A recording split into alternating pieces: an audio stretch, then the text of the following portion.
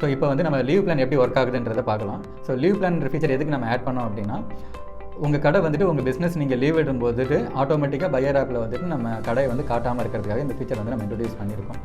அதாவது நீங்கள் லீவ் அன்றைக்கி நீங்கள் மேனுவலாக போய்ட்டு கடையை வந்து ஆஃப் பண்ண தேவையில்லை. அகைன் அடுத்த நாள் வந்து நீங்கள் மேனுவலாக ஆன் பண்ண தேவையில்லை. நீங்கள் லீவ் பிளான் வந்துட்டு எந்த டேட் டைம்லேருந்து என்ன டேட் டைம் வரைக்கும் அந்த லீவ் பிளானை நீங்கள் செட் பண்ணிட்டீங்க அப்படின்னா ஆட்டோமேட்டிக்காக அந்த பீரியடில் வந்துட்டு நம்ம ஆப்பில் உங்கள் கடையை வந்து விசிபிள் ஆகாது.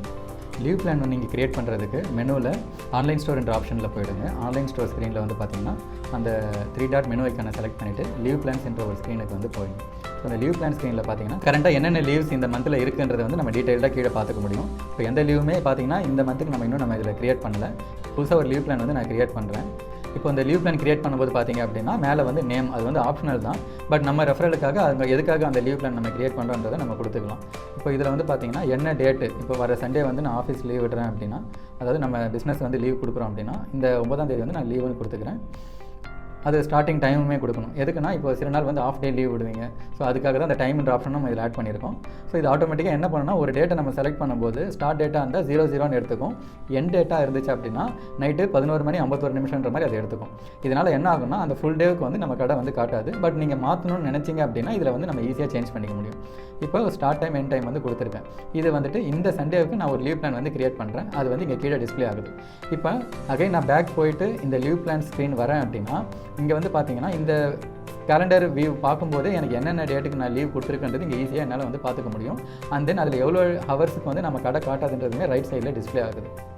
இப்போது ஒருவேளை இந்த லீவை வந்து நீங்கள் எடிட் பண்ணும்போது இப்போ எனக்கு எல்லா சண்டேவுமே நான் என்னோடய ஸ்டோர் வந்து நான் ஆஃபில் தான் வச்சுருக்கணும்னு எக்ஸ்பெக்ட் பண்ணுறேன் அப்படின்னா ஸோ இதில் ரிப்பீட் ஆப்ஷன் செலக்ட் பண்ணிக்கோங்க. ரிப்பீட் கொடுக்கும்போதுட்டு இது டெய்லி பேஸ் பண்ணியா வீக்லியா மந்த்லியான்றது 3 ஆப்ஷன் இருக்கும். இதில் வீக்லி நான் சூஸ் பண்ணுறேன் அப்படின்னா நம்ம என்ன டே கொடுக்குறோமோ அதை பேஸ் பண்ணி தான் இது ஆக்ட் ஆகும். இப்போ நான் இங்கே சண்டே கொடுத்துருக்கேன். ஸோ எவ்ரி சண்டே எனக்கு வந்துட்டு நம்மளோட ஸ்டோர் வந்துட்டு லீவுன்னு தான் காட்டும். இதில் பார்த்தீங்கன்னா இப்போ பிப்ரவரி மந்த் ஃபுல்லாகவே அப்கமிங் சண்டேஸ் எல்லாமே எனக்கு லீவுன்னு காட்டுது. அகைன் அடுத்த மந்த் போகிறேன் அப்பயுமே எனக்கு வந்து லீவுன்னே காட்டுது. இப்போ மறுபடியும் நம்ம இன்னொரு லீவ் பிளான் வந்து க்ரியேட் பண்ணுறோம்.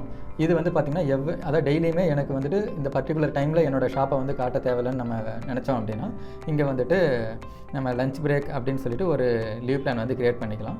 இந்த லஞ்ச் பிரேக்கில் ஃபார் எக்ஸாம்பிள் வெனஸ்டேயில் இருந்துட்டு இந்த இது ஒர்க் ஆகணும்னா வெனஸ்டேயில் ஒரு 12 PM இது வந்து க்ரியேட் ஆகணும். 12 PM வந்துட்டு ஒரு 2 ஹவர்ஸ் வந்து நம்ம கடையை காட்டக்கூடாது அப்படின்னு நம்ம நினச்சோன்னா அதுக்கேற்ற மாதிரி நம்ம ஸ்டார்ட் டைம் என் டைம் வந்து இதில் கொடுத்துருக்கோம். இதில் ரிப்பீட்டில் டெய்லின்னு கொடுத்துட்றோம். இப்போ டெய்லின்னு கொடுக்கறதுனால என்ன ஆகும் அப்படின்னா டெய்லியுமே இந்த 2 ஹவர்ஸுக்கு வந்து நம்ம கடை வந்துட்டு ஆன்லைனில் காட்டாது. இப்போ நான் இதை க்ரியேட் பண்ணுறேன். ஸோ எனக்கு பார்த்தீங்கன்னா எல்லா நாளுமே வந்து இங்கே ரெட்டில் காட்டுது. ஏன்னா ஒரு நாளுமே ஒரு லீவ் பிளான்ஸ் வந்து அங்கே டிஸ்பிளே ஆகும். ஸோ இதே மாதிரி நம்ம லீவ் பிளான் வந்துட்டு மந்த்லி ஓரியன்டாகவும் கொடுத்துக்கலாம். மந்த்லினா எவ்ரி மந்த் எனக்கு 5th ஆனால் ஆஃபீஸ் வந்து அதாவது என்னோடய ஷாப் வந்து நான் லீவ் விடுறேன் அப்படின்னா அதையுமே நம்ம வந்து இங்கே கொடுத்துக்க முடியும். ஸோ மந்த்லி லீவுன்னு சொல்லிட்டு ஒரு லீவ் பிளான் க்ரியேட் பண்ணுறேன். இதில் 5th டேட்டை வந்து நான் சூஸ் பண்ணுறேன். இப்போ ரிப்பீட் டைப்பில் வந்துட்டு நான் மந்த்லின்றதை கொடுத்துட்றேன். ஓகேங்களா, மந்த்லி கொடுத்து க்ரியேட் பண்ணுறேன். எனக்கு எவ்ரி மந்த் வந்துட்டு இந்த லீவ் பிளான் வந்து காட்டும். இப்போ ஒரு லீவ் பிளான் எப்படி நான் டெலிட் பண்ணுறது அப்படின்னா அதுவும் சேம் ஆப்ஷன் தான். மெனுவில் போயிட்டு ஆன்லைன் ஸ்டோர் சூஸ் பண்ணிக்கணும். ஆன்லைன் ஸ்டோரில் மெனுவில் லீவ் பிளான்ஸ்ன்றதை சூஸ் பண்ணிக்கணும். இந்த லீவ் பிளானில் கீழே லிஸ்ட் ஆஃப் லீவ்ஸ் எல்லாமே டிஸ்பிளே ஆகும் அந்த மந்த் ஓரியன்டாக. அதில் எந்த லீவை நீங்கள் டெலிட் பண்ணுமோ அதை நீங்கள் செலக்ட் பண்ணிவிட்டு டெலிட் கொடுத்துக்கலாம். ஸோ டெலிட் கொடுக்கும்போது அந்த லீவ் வந்து காட்டாது.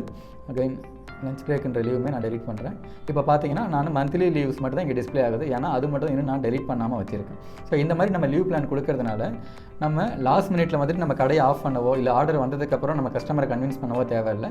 ஸோ ஆட்டோமேட்டிக்காக இந்த கொடுக்குற டைமில் கடையை காட்டாது. மறுபடியும் நீங்கள் அடுத்த நாள் வந்து ஆட்டோமேட்டிக்காக உங்கள் கடை வந்துட்டு ஆன் ஆகிட்டு நம்ம சரக்கு பையர் ஆப்லையும் சரக்கு பையர் .comலையுமே வந்து விசிபிளாக இருக்கும். இதே மாதிரி உங்களுக்கு இன்னும் நிறைய சரக்கு ஆப் பற்றின டீட்டெயில்ஸ் தெரியணும் அப்படின்னா நம்ம சரக்கு ஆப் சேனலை சப்ஸ்கிரைப் பண்ணுங்கள்.